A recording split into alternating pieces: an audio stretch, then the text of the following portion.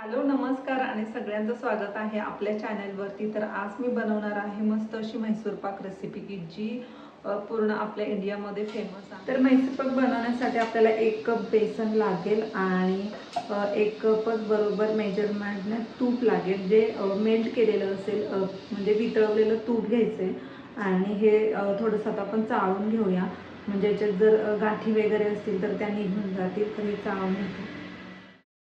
तर हे पीठ बघा आपण छान चाळून घेऊया, कारण याच्यामध्ये अजिबात गाठी नको राहायला आणि हे जेव्हा चाळून होईल तेव्हा आपण छान असं गोल्डन ब्राउन होस तोपर्यंत ड्राय रोस्ट करणार आहोत। तर आता बेसन पीठ आपण मस्त ड्राय रोस्ट करणार आहे। त्याच्यासाठी आपल्याला असं हेवी कढई लागेल, जी ज्याचं बॉटम ना असं चांगलं जाड असेल, हेवी बॉटम असेल ती। आणि याच्यामध्ये म्हणजे खाली लागायला नको, आपलं बेसन असं छान गोल्डन ब्राउन करायचं आहे त्याला, त्याच्यामुळे तुम्ही असं जाड भांडं घ्या। तर ह्या जाड भांड्यामध्ये आपण हे आता भाजूया। तर हे बघत असं छान गोल्डन ब्राउन होईस्तोपर्यंत आपल्याला छान भाजून घ्यायचंय आणि सतत आपल्याला चमचा हलवत राहायचा आहे, कारण ना हे खाली नको लागायला। जेव्हा हे खाली लागेल तेव्हा थोडंसं करपट असं लागेल, त्यामुळे सतत असं भाजत राहा। आणि भाजताना देखील याच्या ज्या छोट्या-छोट्या गाठी तयार होतात त्या देखील मोडत राहा, म्हणजे छान असं पीठ देखील ड्राय रोस्ट होईल आणि जास्त वेळ भाजलात की छान असा खमंग पण वास येईल पिठाचा। तर बघा इथे माझं असं थोडंसं ब्राउनिश असं कलर आलेला आहे आणि छान भाजून पण झालेला आहे। तर आता इथे ना आपल्याला म्हैसूर पाकसाठी जो पाक लागतो तर ते प्रमाण घेतेय। तर मी इथे 1 मोठा कप घेतलेला आहे पाणी आणि तोच मोठा कप साखर घेतलेला आहे 1 भरून।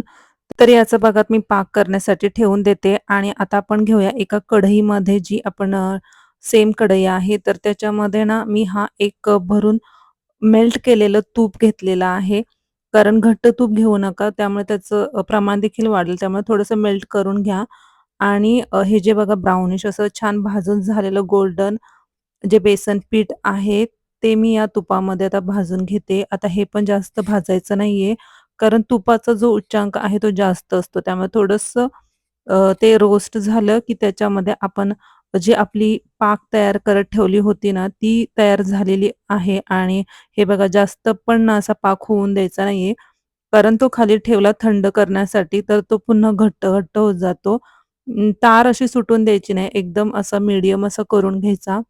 आणि इथे पाक पण आपला तयार झालेला आहे आणि हा पाक जो आहे तो आता आपण याच्यामध्ये, तर इथे बघा हा माझा पाक तयार झालेला आहे। जास्त तार पण सुटून नाही देत आहे, कारण खाली तो थंड करत ठेवला की अगदी घट्ट होत जातो। आणि आता हा पाक आता आपण याच्यामध्ये ओतणार आहोत। आता हे ओतल्यानंतरनं देखील छान असं हलवत राहायचं आहे चमच्याने आणि जेव्हा तुम्ही हलवाल तेव्हा बबल्स पण देखील येतात बघा, असे बबल्स येतायत, तर हे बबल्स पण येऊन देऊ नका, त्यामुळे पण तुमचा म्हैसूर पाक थोडासा असा खाताना अ, असा वेगळाच लागेल। त्यामुळे हे बबल्स फोडत राहा आणि हलवत राहा आणि त्याच्यानंतर हे आपण लो फ्लेमवरती करतोय। आता हे ना गॅस बंद करूयात आणि गॅस बंद केला की हळू हे घट्ट होत राहतं।